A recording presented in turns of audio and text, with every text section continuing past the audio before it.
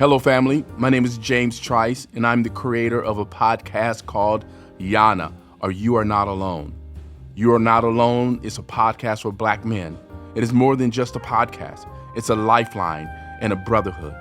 We're here to create a supportive, judgment-free space where Black men can have real, open conversations about what truly matters to us, from family and relationships to community, sports, culture, politics, faith, sex, race, education, and the challenges of everyday life. We dive deep into it all. Whether you're looking for advice, motivation, prayer, or just the comfort of knowing you're not walking this journey alone. YANA is here for you. This is your space to connect, grow, and be heard, because none of us are meant to do life alone. Look for new episodes weekly wherever you get your podcasts. And look for me on Instagram at jbtrice123. Welcome to YANA.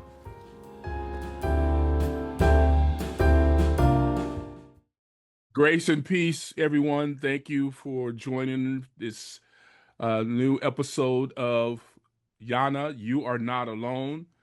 This is a podcast. It's actually more than a podcast. It's a space for judgment-free, space for Black men to talk uncensored about the issues that we care about the most, for us to be real, for us to be honest, for us to be heard and listened to, for us to walk this journey of life together, because we're not meant to do life alone. So thank you for joining. And today's guest, we have Marcus Mays. Thank you for joining me, Brother Marcus.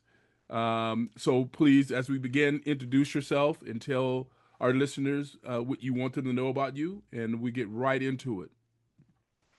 Well, thank you again for having me. Everyone, I'm Marcus Mays. Live here in Minneapolis. I guess I don't know what exactly you might want to know about me. I mean, I'm a father, I'm a grandfather, man of God, love the Lord. But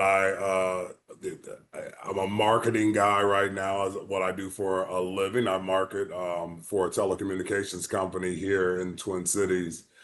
And I would like people to know that I really advocate for our low income, underserved communities, our seniors and our disabled citizens. So that's part of my job that I do with my company. So that's about a little bit about who I am.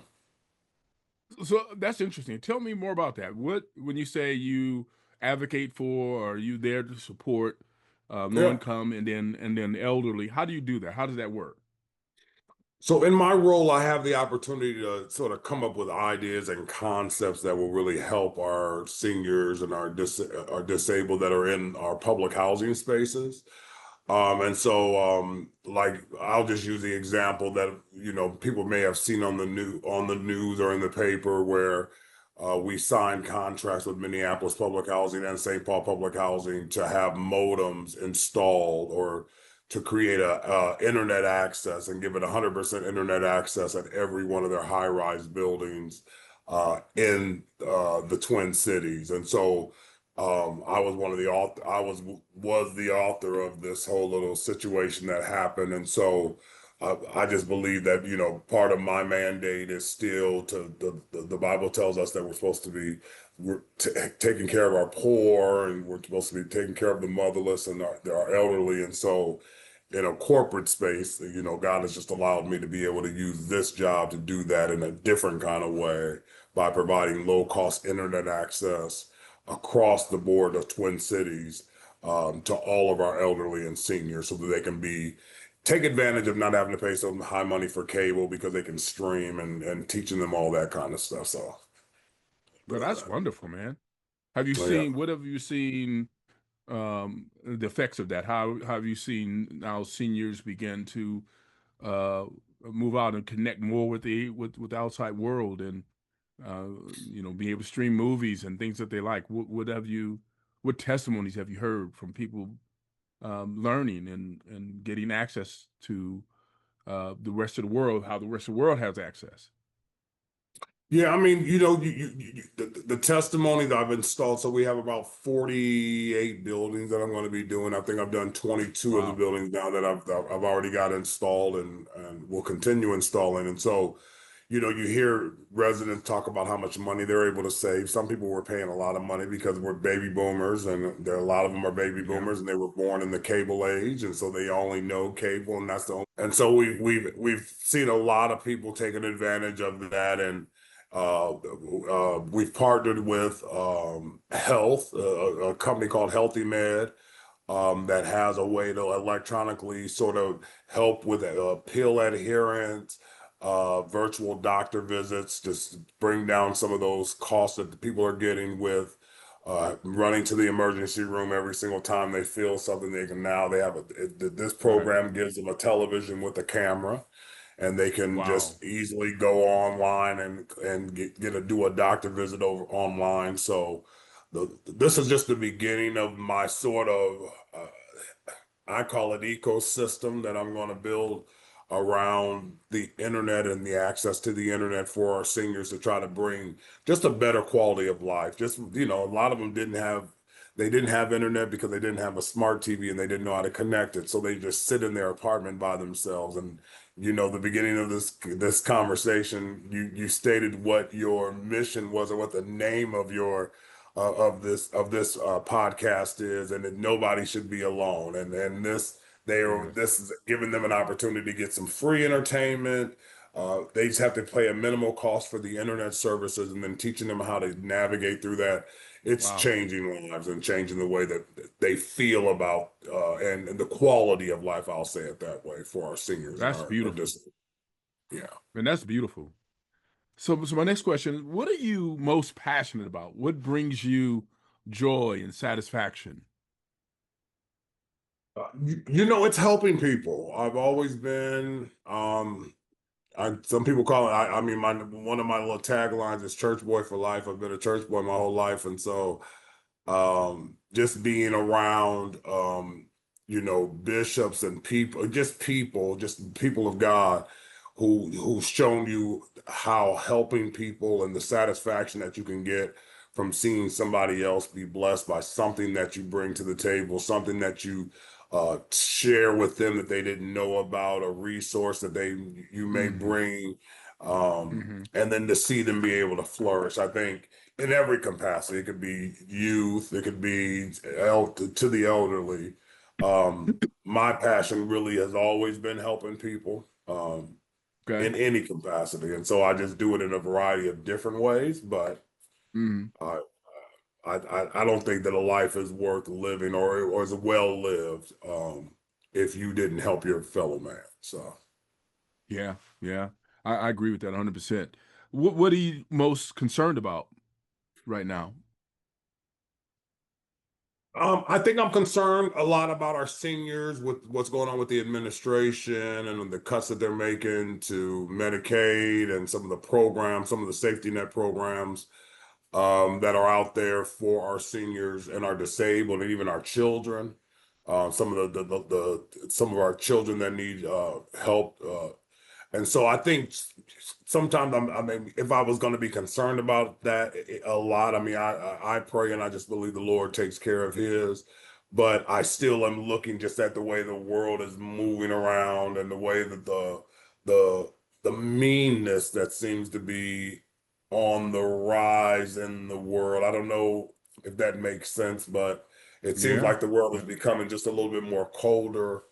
Um, than what it used to be. And so, and then, I'm concerned about the fear that's being sort of, just propagated in the public eye to our seniors, especially about, all these different scenarios. And, you know, I know that fear is the opposite of faith. And so it's easy to get people caught up in the fear of it all. And so then people begin to react and they begin to react according to that fear or whatever. And we know the enemy tries to feed on our fear anyway. And so I believe that those are the things I'm really concerned about right now is making sure that people understand we walk by faith and not by sight so that we can overcome our fear And then also that we have to trust in the Lord for all of our provision, because the things that we have put our trust in, we can see them Hmm. quickly eroding away, and they're not going to be here in the future. And so, how specifically do you assuage people's fear? Because you're right, there's a lot of fear out there about what's happening. This present administration, this individual who's president now, seems to be bereft of any kind of humanity and any kind of compassion or concern about anything other than his own self. How do you help people get through this, and how do you help assuage people's fears? I mean, it's I think it's difficult to change somebody's fear, but I think that what I try to do is I always use the word of God and just let them know these things are they're already spoken about, that they were going to happen. We're not appointed to Mhm. wrath, and really, lead people just to the word of God, because really, you know. I would be losing my mind right now if I wasn't stuck in that Bible and getting the encouragement and the word changing and renewing my mind in the way that I think every single day. I have to do it every single day, because if I miss a day, I feel the difference in not reading, Yes. um, because there's so much pressure in the world. So, I mean, I really lead people that way because in my life it's worked. Prayer works. And then my meditation on the word, it builds me up in ways that I would normally be fearful. And so I just use that as a testimony to the people that I'm talking to. When you can hear the fear in their conversation, especially when I'm Yeah. doing these installs with our seniors. It's really a lot of our senior demographic that are really walking in a fear walk right now. And so I've just been witnessing to them and just uh, That's beautiful. lifting up Jesus and let him do the drawing, and just lifting him up and letting him know what he said about his word is true, that it will give you peace. He sent us the Holy Ghost as a comforter. And so those things are all in place for us if we want them. But if we don't, in this world, we already know we're going to have trouble. We are if you're in this Yeah, if you're in this that's world, and right. if you're thinking of this world, You should. the Bible very clearly stated that in this world we will have trouble. And so, that's where I ship them onto the rock. That's how I I hear really that. The same thing, brother. I mean, what, First Peter 1:7, I have not given you the spirit of fear, but of power, love, and a and a sound sound mind. mind. That your Sound. mind, you don't have to be concerned about anything. Turn your worry to worship and turn your panic into prayer. And I'm in meetings Amen. quite often with people who are concerned about what's going to happen. They're fearful, they're panicking. Almost, you can feel the energy through the phone, through the virtual meetings. I'm in virtual meetings more so than in-person meetings, and even both. You can feel the fear and panic that's in people's voices and people's hearts, and they're really, really concerned about what's happening. And I tell them, myself, I said, look, I'm not concerned about anything because God has everything under control. I don't believe that anything is random by coincidence or by happenstance. God works through it all. He's going to have his way. And he either allowed it to happen or caused it to happen for a purpose. And I just believe that. So I'm with you, brother. Let me ask this thing. I'm going to shift and talk about and be more focused on us as black men. Okay. What do you think is the most challenging thing about being a black man in America?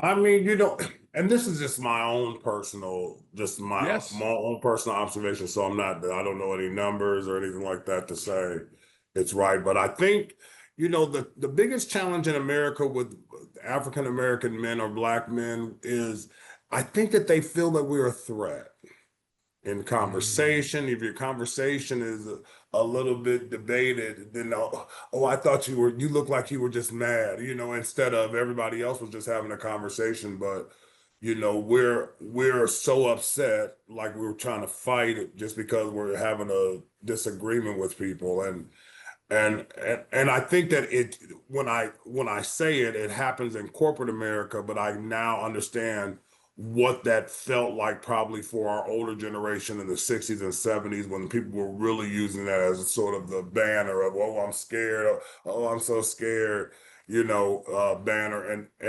And we as African Americans, sometimes I think that, the challenge is to not get brought into that piece. Um, but I think that's the biggest challenge because it affects everything that we do. Because of the fact that we're a threat, then all of a sudden everything about it has to be sort of tactical about how they deal with us because we're a threat. It's almost like war, uh, Right. that's the way that I have to look at it. I look at it as war.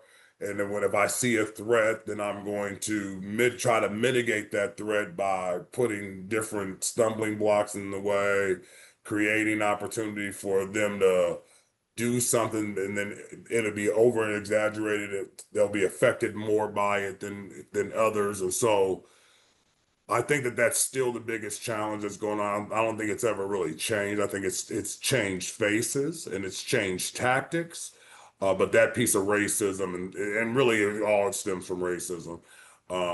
But that piece of racism, which labels us as a threat, uh, is is still one of the biggest Right. challenges in the Black community right now. So when you say threat, you mean we're perceived as a threat, not that we are. Perceived.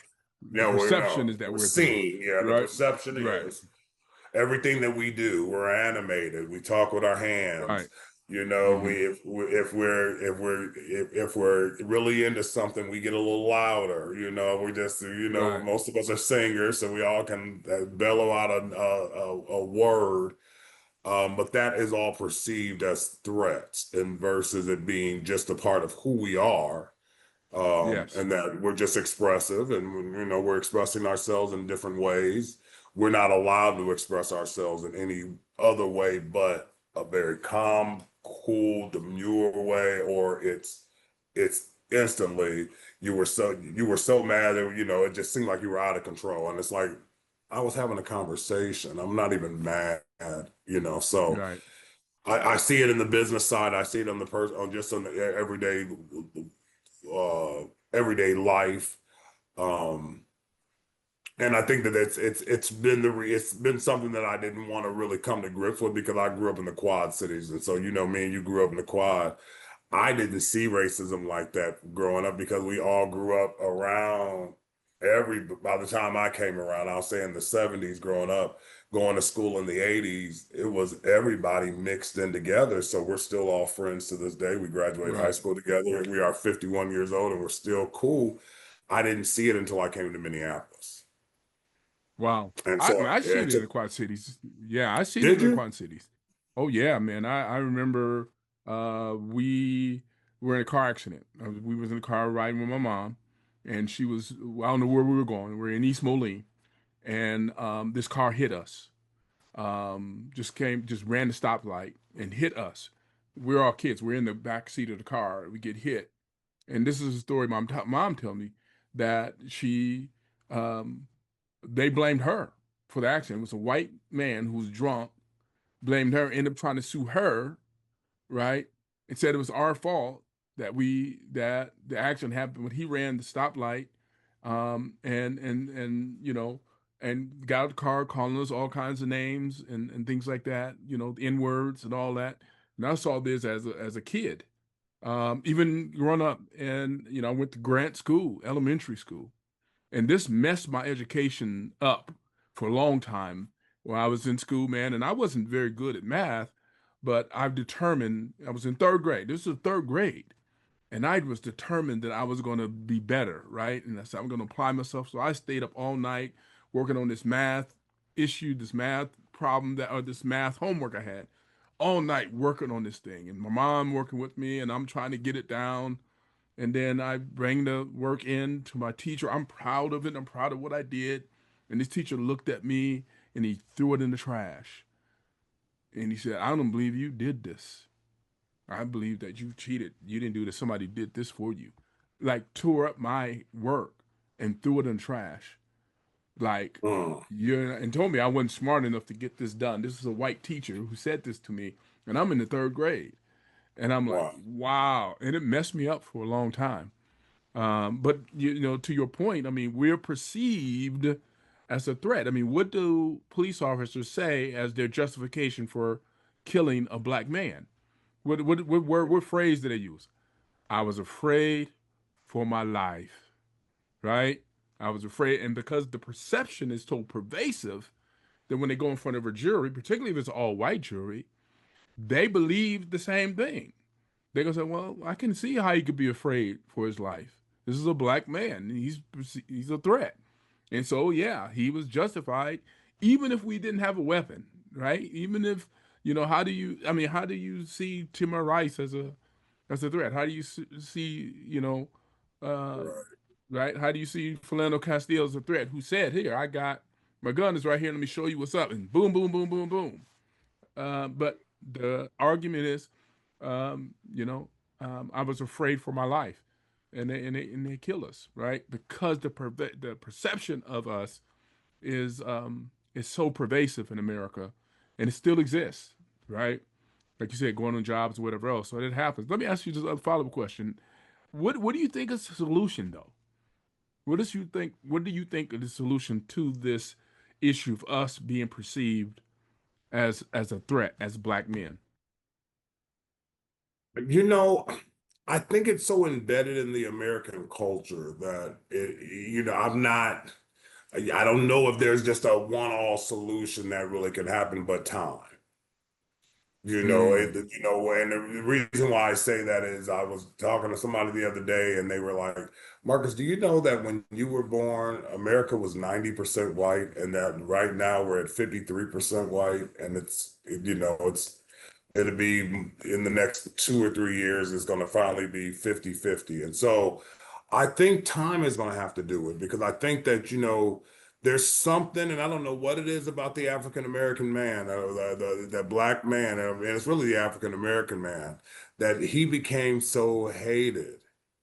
Still to this day, still, we're gaining, of course, they want to take the good out of it, take the music out of us, they want to take the dancing out of us, take the sports out of us, and that's a different us.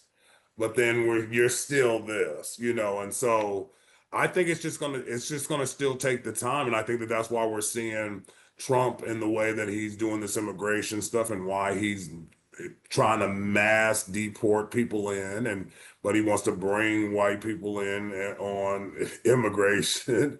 I think when we look at the numbers and he knows that there's nothing he can do about it because it's already done. That happened a long time ago. These numbers it's just going to do what it's going to do. But I think that it's just going to really take the time, and it's Yeah. unfortunate that we have to say it that way because you wish that there was just a 1-2 whoop that we could do No, and because it it seems like yeah. it's been a long time, right? It's been a Yeah, it's long been a very time long time. So coming. yeah, it's like, but as you look You at it, know, as this demographic changes in America, we're gonna see the turn. It happened in every other country and every other kingdom. It's happened before. It's just the way it is. It sucks. But I don't think that this is going to be the same country in the next 10 years. right. So, what, if anything, are you doing to change that? To change the perception that black men are a threat. One writer says that black men are typecast as America's villains, right? Um, what, if anything, are you doing to change that? I think I'm not going to say I'm out here doing any kind of protest or any of those kind of things because I'm not doing that kind of stuff. I haven't been doing that. But I think in my own way, I'm changing the perception with every interaction that I have with people. I can't change the world. I can't start a We Are Professional Black Men class and then do a march down the road so people feel like they know what it looks like. But all I can do is in my own professional life and in my own personal life is walk in integrity. And I think that that's a challenge that most of us, and even a lot of us black men, we have a challenge with because of the fact that it is easy to get caught up in other stuff. But I think by still walking in integrity, I think that your life speaks more volumes than any words or anything that you do. Um, and so that's I raised my son to do it. I'm raising my grandsons to do it. I think that this is multi-generational, and we all can sort of feed into this thing. But we got to continue to keep teaching those that we've brought onto this earth and those that we have that are behind us, uh, how to walk and how to walk with integrity, because that really is, it changes the game. It really does. But because we see what they do, they'll take any little bad situation and they blow it up and make it seem like it's all. And we know that Right. that's not the way that the world works. We know that that's not what's happening. And so we just have to continue to keep walking in our integrity, because the people that we're affecting are the people that are seeing you, the people that are hearing you, the people that are benefiting from Right. what you're doing. So. Right. What do you think is the most rewarding thing about being a black man in America? Um, you know, the most rewarding thing about being a Black American is just being Black. It really is. Mm, Like I like, some people they have whatever way they want to feel about whatever, but I love being Black. I love our culture. I love our music. I love our people. I love our food. I love our dancing. I love our families. I love our churches. I love our schools.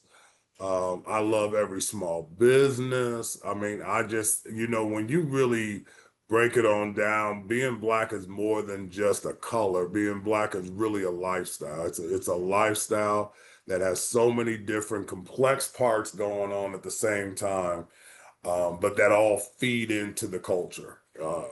And so, the best part of, yeah, I thank the Lord that He allowed me to be a Black man coming on the earth. Some people say it's challenging. Some people did, and some people say they got privilege because they weren't Black, and they got privilege, they got white privilege, whatever they want to call it. Look, brother. I wouldn't exchange this experience for Me neither, brother. anything in the world. It's been such, Right. uh, I mean, you see everything, I know. everything, And we've been through it, right? and Like we've the been through situation it. you talk about when we first started, you talk about the present political climate that we live in. We've been through worse. And through every step of the way, we've learned we still danced, we still sang, we still got together, we still smiled, we still encouraged one another, we still stand strong. When we lose a job, we don't go into the workplace and shoot up everybody because we lost our Oh, job. no, You know what I'm saying? That's not something we do, right? no. Because we've been through so much, right? What did we say in our Uh, mind? We said, look, I was looking for a job when I found this one. look, look, we are not concerned about the small, minute stuff. There's sometimes you get a little, you start making a couple more dollars, or so then your income hit a little bit, and you gotta transition back. But it don't Yeah. take long to snap back and figure out how to No. live on a budget. Okay, Well, and so something to be said about going through hard times, and the Bible talks about that. It builds resilience. it It builds does. strength, right?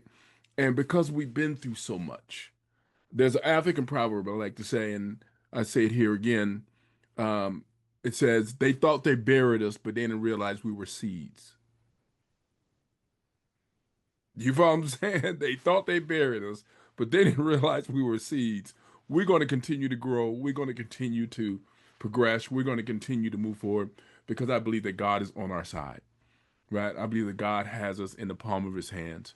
And there's something to be said about going through rough times, and what the Bible talked about, it builds resilience and stamina and strength. The triumph of your faith produces patience, and that patience have its perfect work, right? That we're just a resilient group of people because of our history and because of the perceptions that exist, and that we just move right through and we just keep moving. All right. Just keep We got a few moving. minutes. Yep. Yes. Yeah. Let me ask this. We got a few minutes left here. Let me ask you two things. As our conversation ends, What final words would you like to say to with black men who are listening to you right now?